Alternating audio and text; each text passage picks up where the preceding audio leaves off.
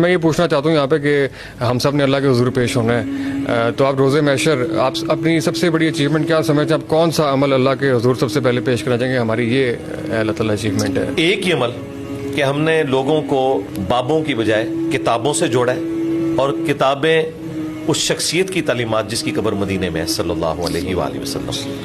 ہم نے کسی فرقے کی دعوت نہیں دی، بلکہ نبی صلی اللہ علیہ وآلہ وسلم نے حجۃ الوداع کے موقع پہ فرمایا تھا، المستدرک للحاکم میں حدیث موجود ہے، اپنے بعد 2 چیزیں چھوڑ کے جا رہا ہوں، ایک اللہ کی کتاب ہے، دوسرے اس کی نبی کی سنت۔ اور غدیر خم کے موقع پہ فرمایا تھا، اللہ کی کتاب ہے، اس میں ہدایت ہے، اس میں نور ہے، تم اسے پکڑو، اس کے ساتھ اپنا تعلق مضبوط کرو، یہ اللہ کی رسی ہے، جو اسے پکڑے گا ہدایت پہ ہوگا، جو چھوڑ دے گا گمراہ ہوگا۔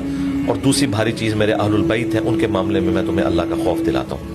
تو ہم نے لوگوں کو کتاب اللہ سنت کے ساتھ جوڑا ہے، اہل البیت کے ساتھ جوڑا ہے، ان تعلیمات کے ساتھ جوڑا ہے جو کامن تھی ہماری۔ اگر میں نے کوئی اپنی کتاب لکھ کے کسی کو تھمائی ہوتی تو کوئی کہہ سکتا تھا کہ یہ اس کی تعلیمات ہیں۔ یہ وہی کتابیں ہیں جو صدیوں سے مسلمانوں کے ہاں اسٹیبلشڈ ہیں، اہل سنت کی مین اسٹریم کی کتابیں، قرآن کے بعد بخاری، مسلم، ابو داؤد، ترمذی، نسائی، ابن ماجہ۔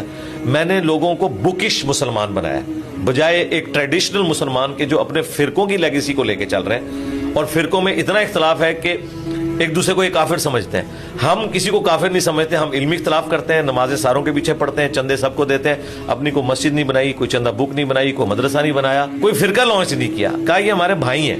لیکن بریلویوں کو یہاں غلطی لگی ہے، اہل حدیث کو یہاں غلطی لگی ہے، دیوبند کو یہاں غلطی لگی ہے، اہل تشیع کو یہاں غلطی لگی ہے، وہ اپنی اصلاح کریں۔ قادیانیوں کو میں کافر سمجھتا ہوں، اس کے باوجود ان کی پرسیکیوشن کا قائل نہیں ہوں، علمی طریقے سے اپنی بات ان کے سامنے رکھتا ہوں، کئی قادیانیوں نے بھی اسلام قبول کیا۔